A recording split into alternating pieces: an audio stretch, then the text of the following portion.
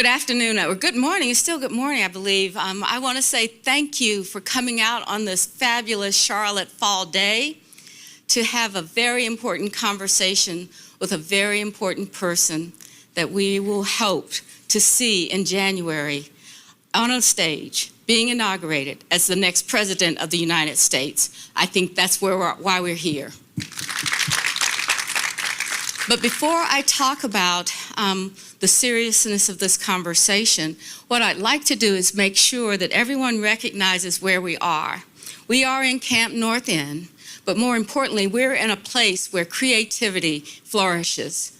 The artists that have worked on the art that you're going to see today, we have to recognize them. They're people that give so much, and they don't get paid enough. And that's the kind of thing that we're beginning to see. In a pandemic, we ought to be rewarding people that are doing the work that makes us better people, and that's what artists do. So I want to recognize Dammit Wesley. Stamming around? Okay. Gianna McCants. Where's Gianna? Gianna? Carla Aaron Lopez. Garrison Giss. Marcus Kaiser. Michaela Benter. Frank Zombie, and John Harrison. They have done the mural that says, Camp North End, Charlotte, North Carolina, Build Back Better. And we all know whose plan that is. So thank you very much for being here this morning. And I am going to say that I would like to introduce someone that you're all familiar with, someone that you probably don't know that is a big professional bowling fan, that likes minor league baseball, but I'll let you figure out what you really know him for. So thank you. Let's welcome our next guest. How y'all doing? How y'all doing? Mayor Lyles, thank you so much. Vice President Biden, welcome to Charlotte, North Carolina. Feels so good to be home. You guys know I was in a bubble for a while recently. Man, this is important. This is extremely important, and that's why I'm glad to be a part of this conversation. Being born and raised in North Carolina, this is home for me. Always will be home for me. And so to be a part of this conversation and to just have real conversations. We had a conversation in the back, and I just thought about how grateful and privileged I am to be a part of these tough, difficult conversations, especially during this time. Being a parent, having an 11-year-old son, an 8-year-old daughter, these times are very crucial and very important. And I can't explain enough how much it means to talk about the things that have to be discussed. And you guys being here, everything is about respect. Everything is about respect. So teaching my kids about respecting the office, having these conversations, and that's why this election is important. A lot of times people say my vote doesn't count. I come from humble beginnings where a lot of people where you live and stuff say it doesn't matter. You know, as black people, it doesn't matter. You know, if I vote, what's gonna really change? You know, we still got the same restaurants on the corners. We don't have the benefits of having places to eat. You know, our homes, that's not gonna change, right? So the only way that we can really enforce our power is by voting. So this conversation is unbelievably important. So glad you guys are here so that we can ask some real questions. So without further ado, I would like to introduce the next president of the United States, Joe Biden. Hello. My name is Joe Biden. I'm trying to get a job with Chris. He is Mr. President. He's President of the Union. Mr. President, I was kidding him. You know, the only thing harder than being president of a union is being the mayor of a beautiful city. Folks, thanks for taking the time to be here today. I really appreciate it. And we even have an astronaut in our house. And I tell you what, that's pretty cool, Tone. Look, first of all, I want to thank Chris and the mayor for being here and all of you for being here. And, you know, these are tough times. Over 200,000 Americans have passed away, or 200,000. And the number's still rising. And the impact on communities is bad across the board, but particularly bad for African-American communities. Almost 3 times as likely to catch the disease, COVID, And when it's caught, twice as likely to die as white Americans. It's a sort of emblematic of the inequality that exists and the circumstances that exist. And one of the things that really matters to me is it didn't have to be this bad. You have 30 million people in unemployment. You have 20 million people figuring whether or not they can pay their mortgage payment this month and what they're going to be able to do or not do as a consequence of that. And you've got millions of people who are worried that they're going to be thrown out in the street because they can't pay their rent, although they're given a reprieve for 3 months, but they have to pay double the next 3 months when it comes around. How are people going to do that? And the way, in fact, the Democratic House and the Senate passed it, stepped up and passed a significant amount of money to help people get through the process, including keeping businesses open and the like. Well, guess what? They insisted there be a thing called an inspector general, somebody watching where every dollar went. And the first thing the President of the United States did is fire that inspector general. There is no inspector. He's fired. And so you got only 40% of the money intended for small businesses going to small businesses. Only 40% of it. 60% has gone to the Mar-a-Lago crowd. In addition to that, we find ourselves in a circumstance where the idea that we're going to continue to provide for unemployment insurance for people is very much in doubt, although the House just passed a package today. My generic point is that the University of Columbia pointed out that if, in fact, the president had acted, even though we know now, he knew exactly how bad the pandemic was back in February. He's on tape with Bob Woodward saying he knew how bad it was. And he didn't say a thing. And if he had spoken, as I said, they said at Columbia 1 week earlier, 37,000 more people would be alive today. And we're going to have another influx of cases between now and January. It's expected that we're going to have somewhere between, depending on which estimate you take, between 138 and 178,000 more deaths. And if people just do what we're doing here, and when you're at a social distance, as I am, you can take a mask off, but wear a mask. They estimate that would save about close to 89, 90,000 people. And so it's about being responsible. And we're not being very responsible. But what I want to talk to you about today is that, we have to break a cycle. The cycle that exists is that the African-American community, by and large, finds itself at the bottom of the economic heap when businesses and others, when things are good. When things get bad, they're the first ones in the hole. And when things get better, they're the last ones out. In addition to that, we have a criminal justice system that needs significant repair. And we're just only beginning slightly to make some progress now. And thirdly, if you're a business person, let me put it this way. Every person out there wants an opportunity to make it for their family.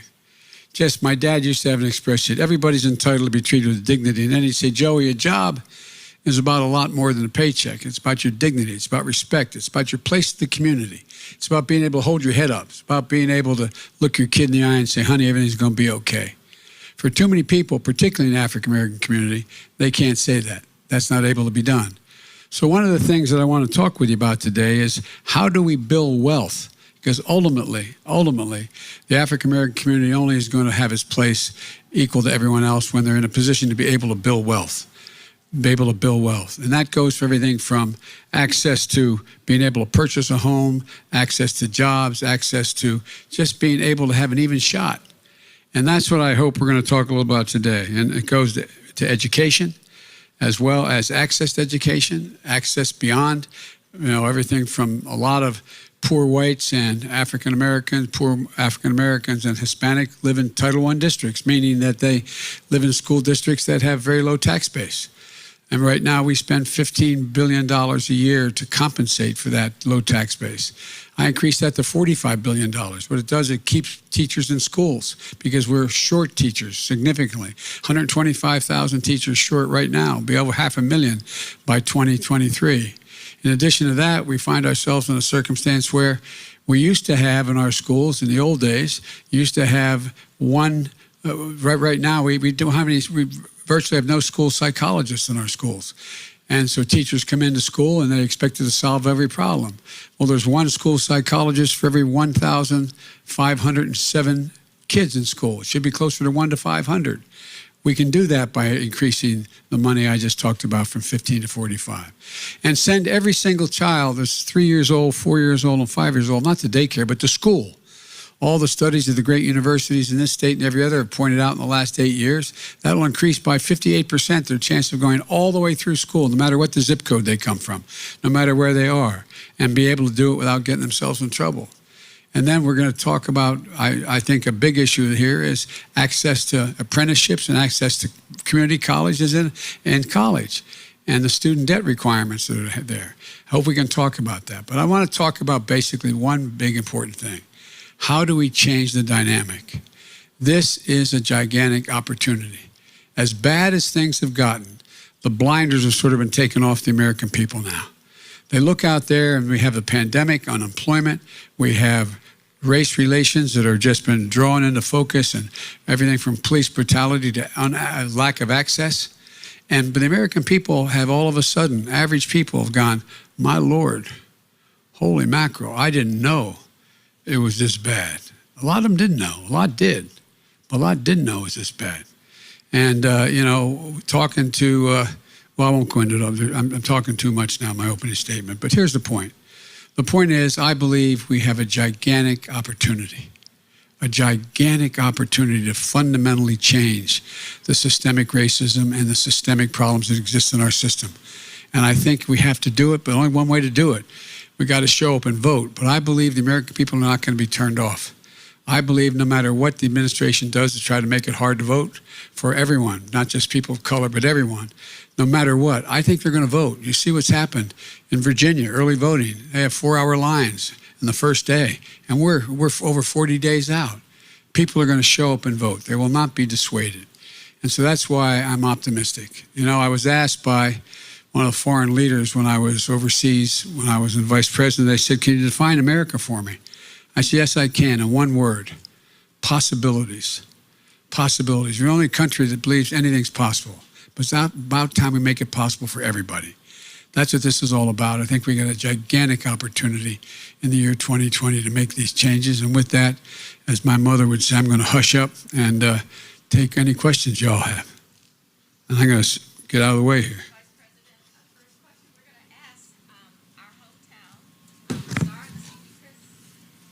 Far from a star, but appreciate it.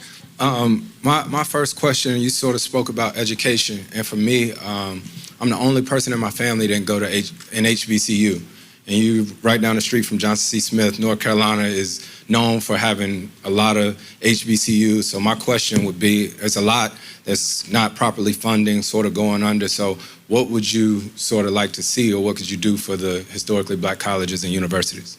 Well, I was kidding Chris inside. I was saying, as long as I can say what the best HBCU is in America, Delaware State University, but that's another issue. That's a joke, but it's not a joke. They're great. That's how I got my start, by the way. I went to the University of Delaware, but the reason I got involved in politics in the first place is because of what was going on in my state in terms of segregation and in terms of Dr. King being assassinated.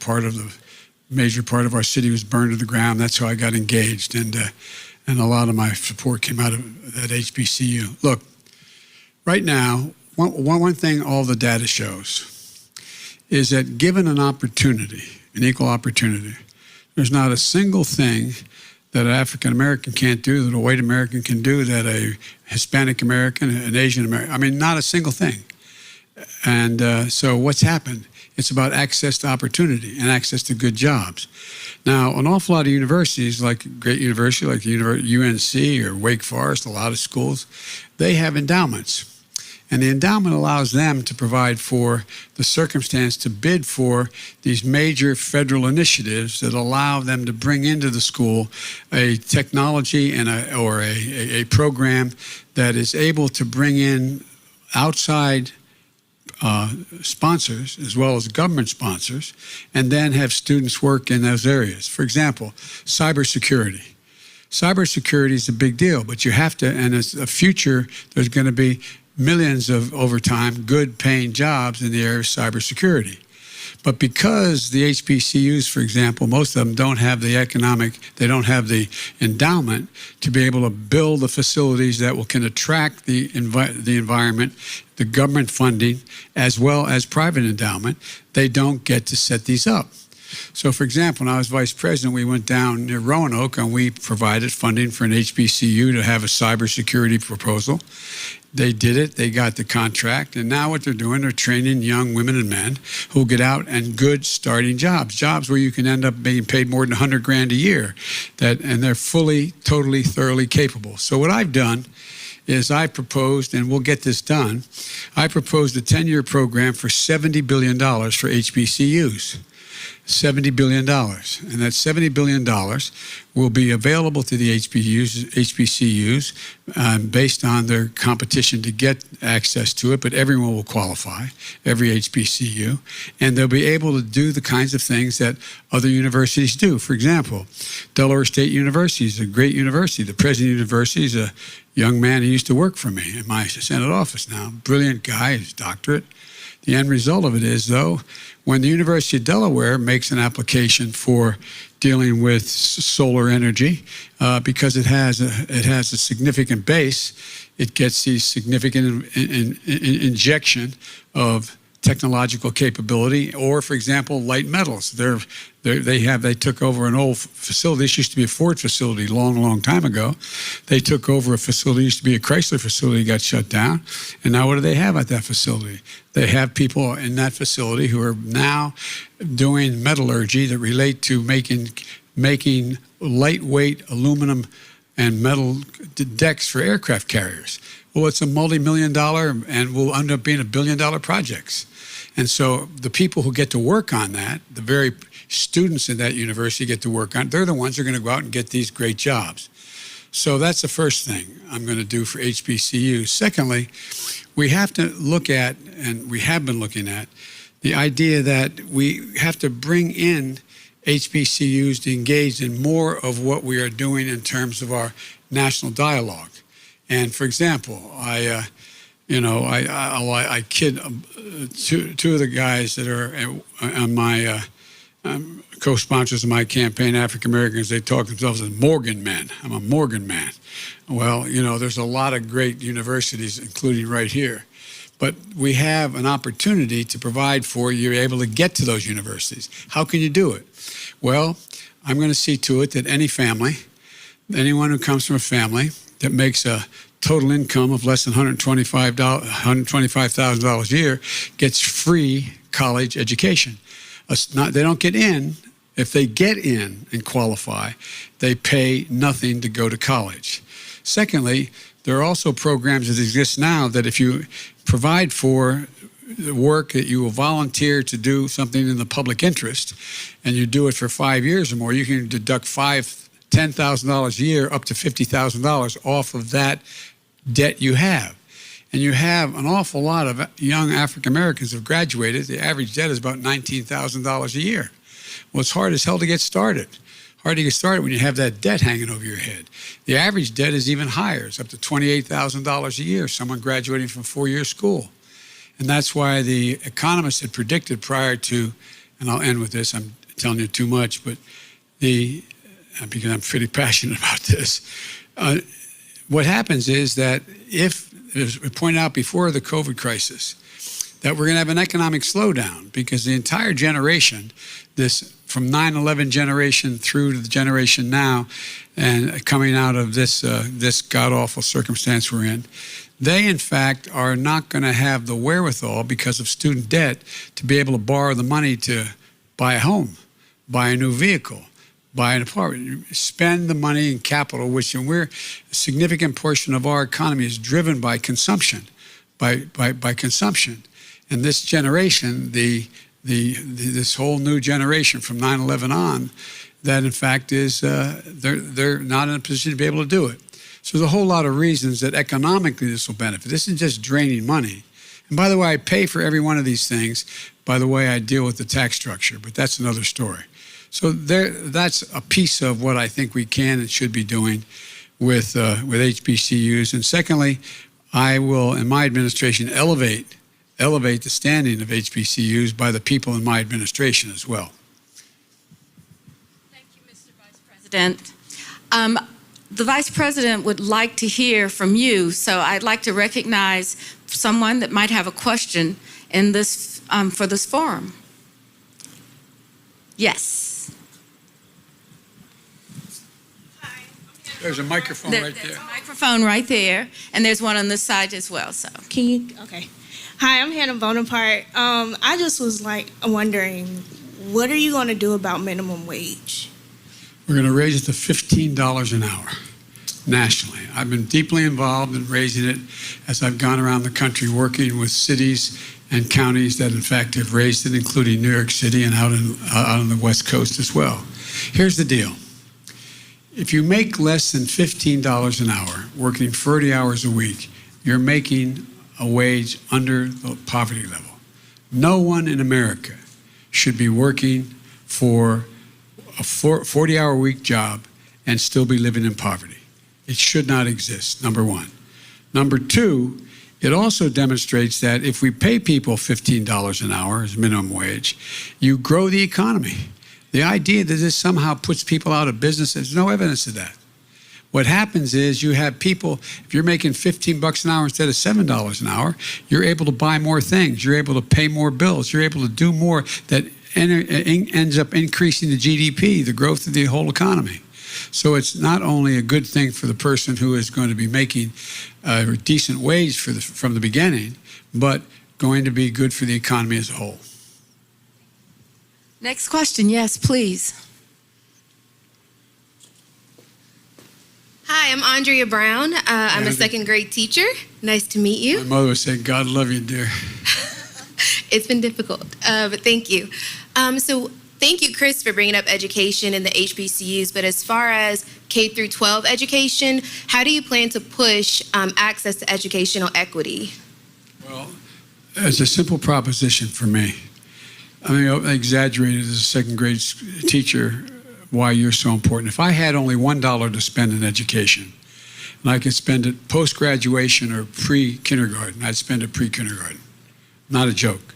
Because you know as well as I do, based on your educational background, that 60% of a child's brain is already developed by the time they're in the 3, 4, 5 years old. Right. And so what happens is people start off based on their zip code and their family background. They may start off way behind the curve.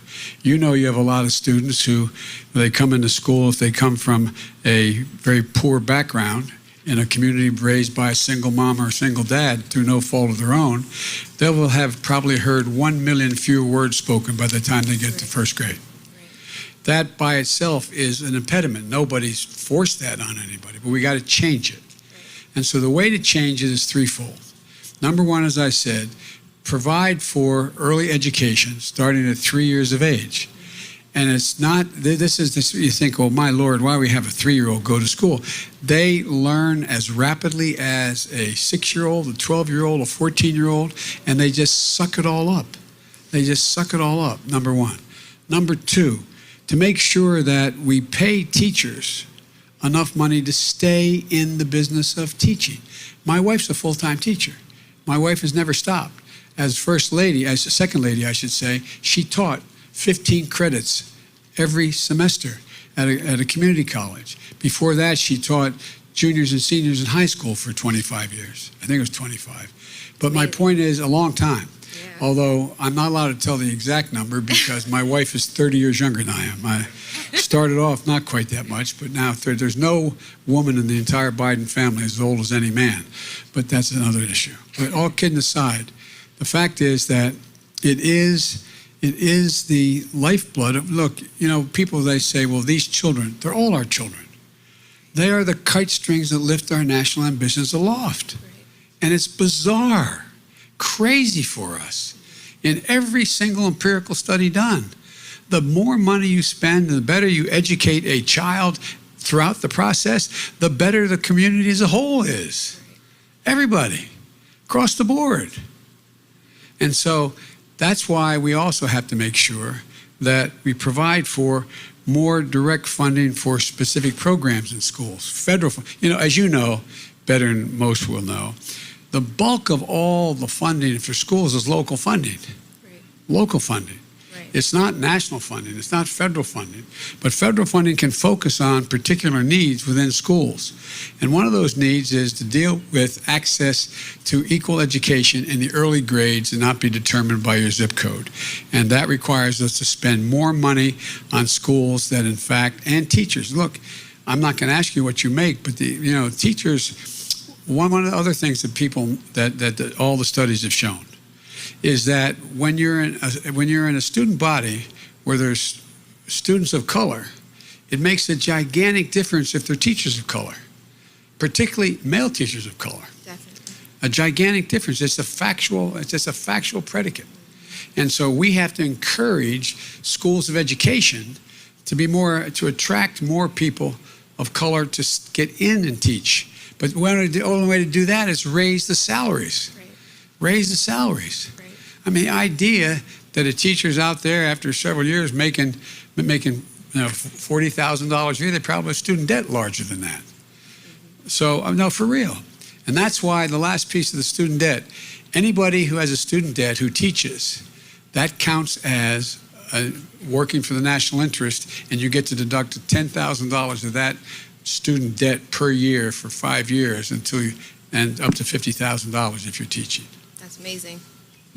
And we can afford this, by the way. This is not like, this is not something that we have. Just to give you a little idea, I carry this card with me because everybody says, well, Biden's going to raise all taxes and everybody's going to be in trouble and what we're going to do here. Let me see if I can find it, if I have it here. Anyway, I have a list of how I will fund every single thing that I'm talking about.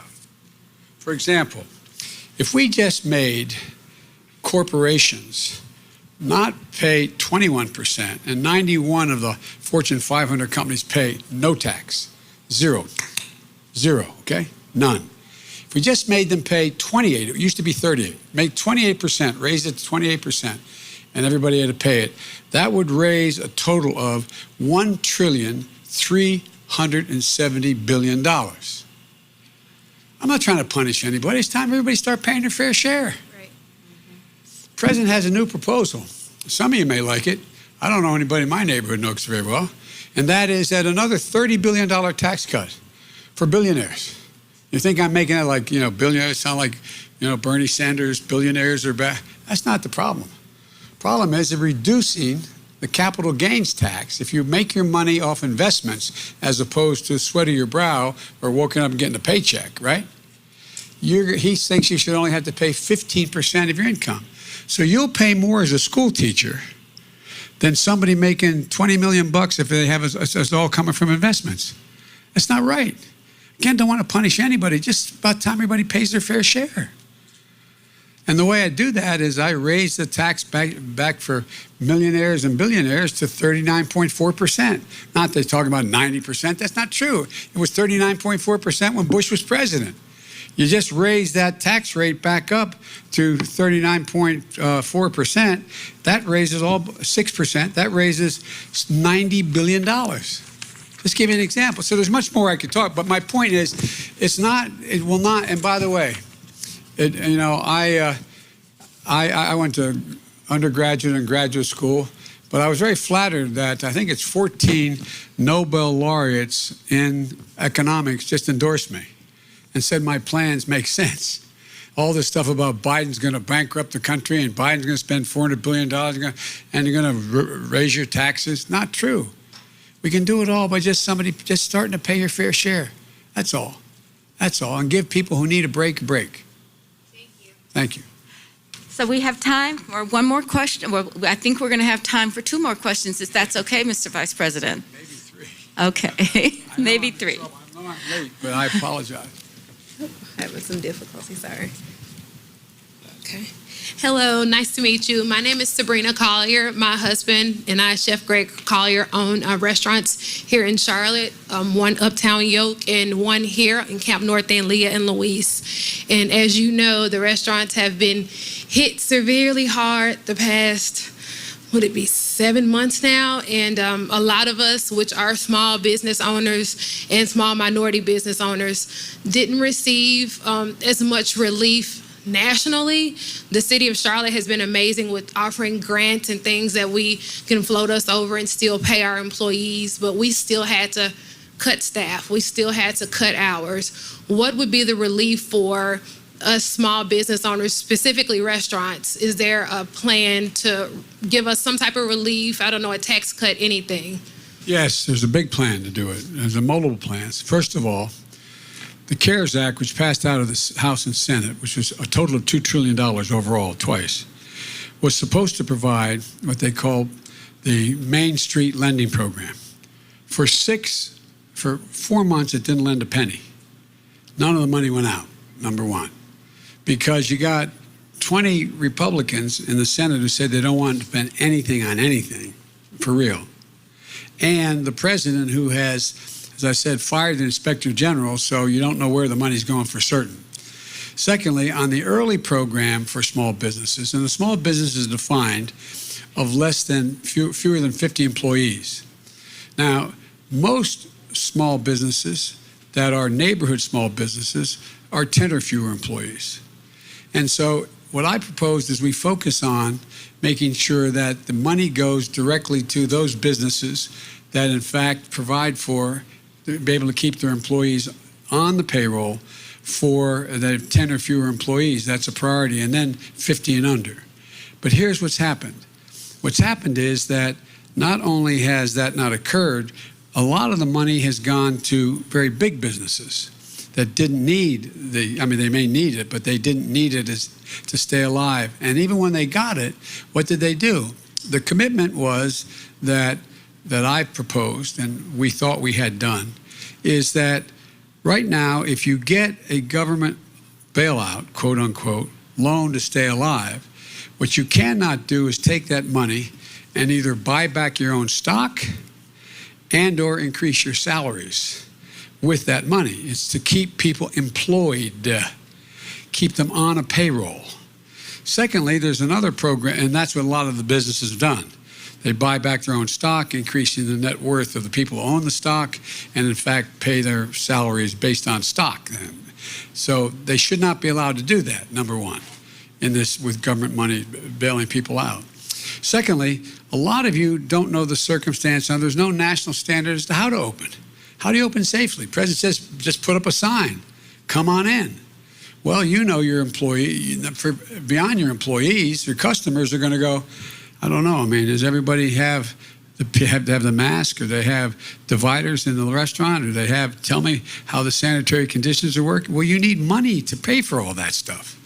And that's why we propose to have a multi-billion-dollar program where businesses are able to get the money, not borrow the money, get the money to be able to open in the middle of this pandemic, including fixing the testing fiasco.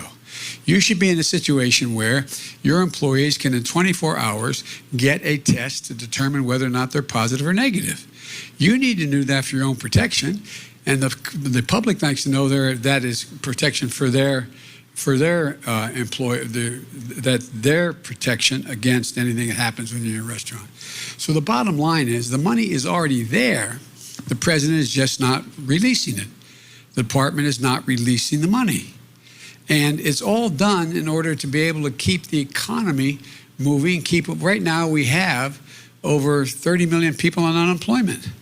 Over 30 million on unemployment. How in God's name are we going to generate economic growth unless we can figure out how to keep these people back and help you get back in business?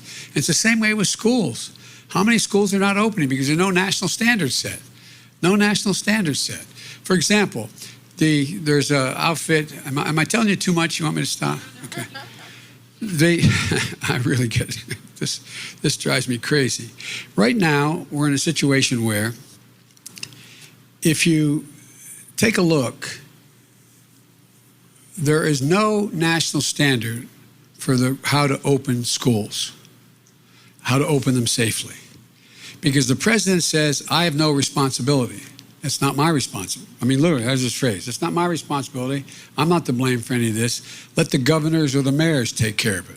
And everybody, and then without the financial help that's needed to be able to take care of it. And so what we need to do, I've laid out in detail back in July, what we'd have to do to open safely. And it includes providing the protective PPE, the mask, and other things that are needed, gloves, et cetera, for the schools, the school teachers, and for the children coming to school. Secondly, you have to reduce the number of students in one room. You have to have modules that are smaller. But for that, you need more teachers, not fewer teachers. You got to pay more teachers. Number three, you've got to be able to sanitize the schools, whether it's everything from the water fountain to the lavatory or just the surfaces that are touched and what is breathed on by people. That costs a lot of money to do that, like it would for a restaurant as well, if you'd have to do that. And so the money is there available to do that, but the president refuses. What he says is just open up and make sure that, just schools should just open up. When a lot of now, and it also relates to how far down you've got the reinfection rate. If it's down below 1, then it's rational. You can, with those protections, go ahead and open a school. But watch it very closely. But it requires testing and tracing to make sure you're still on course there. And look, the other thing is that if you think about it, the FEMA, the Federal Emergency, they had agreed that they were going to provide masks for schools. They started to hand them out to schools. Well, guess what? The president didn't like that, or somebody didn't like that. So they said the ruling was made, opening schools safely is not a national emergency. So they stopped it, refusing to even provide masks for schools because it's not a national emergency. Well, if this isn't a national emergency, I don't know what the hell is. So the way we're doing this is the way, I'll end with this. The president was in Ohio, I guess a couple days ago at a rally. I don't want to misquote him. And he said at the rally, and I wrote this down, he said that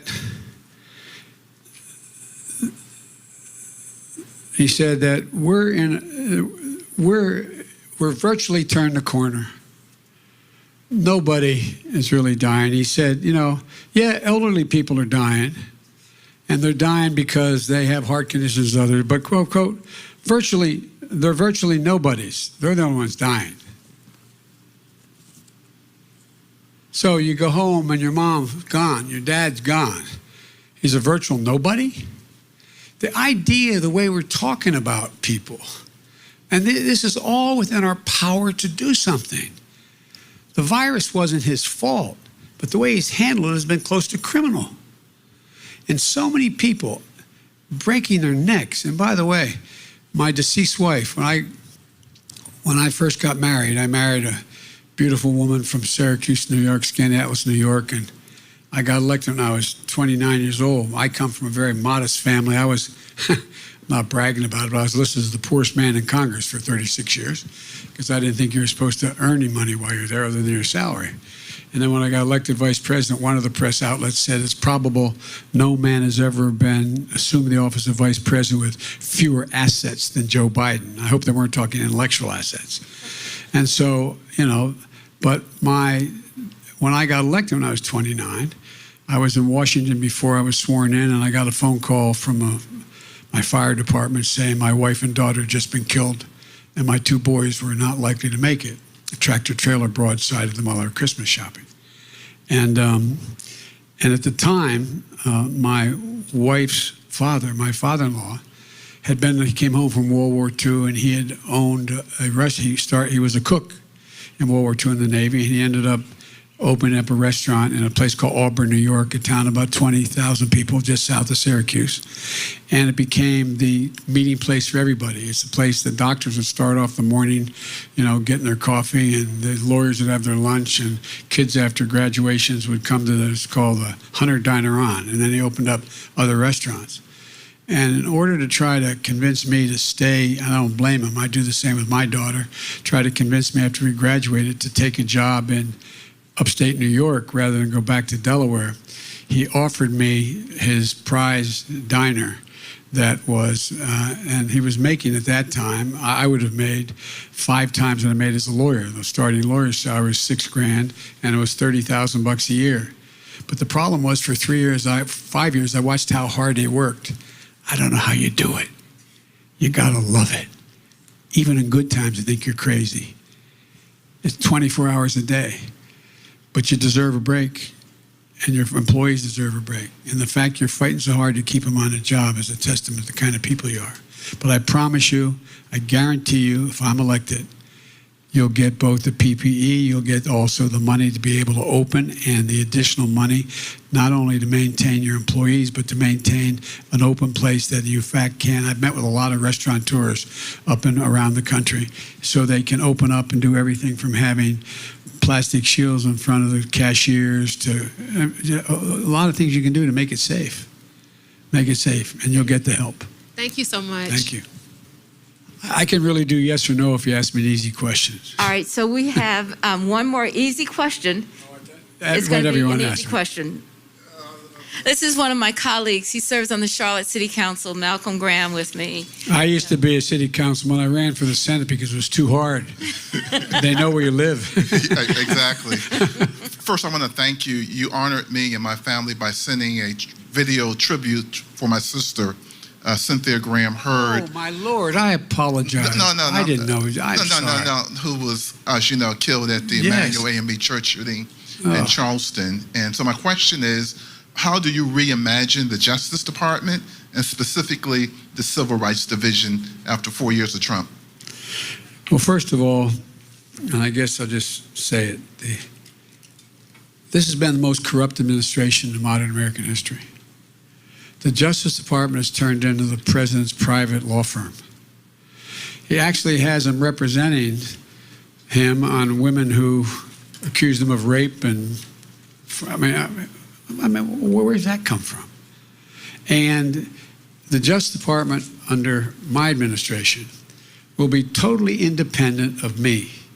I will not direct them who to prosecute, how to prosecute, what to prosecute, and I will not be I will not enter their decisions based upon the judgments they make about what cases they bring and they don't bring. With regard to the Civil Rights Division, I would significantly increase 2 things. One, civil rights presence in the Justice Department and elevate it so it has access to and transparency into all police departments' activities across the country, just so they are aware, there's transparent what's going on.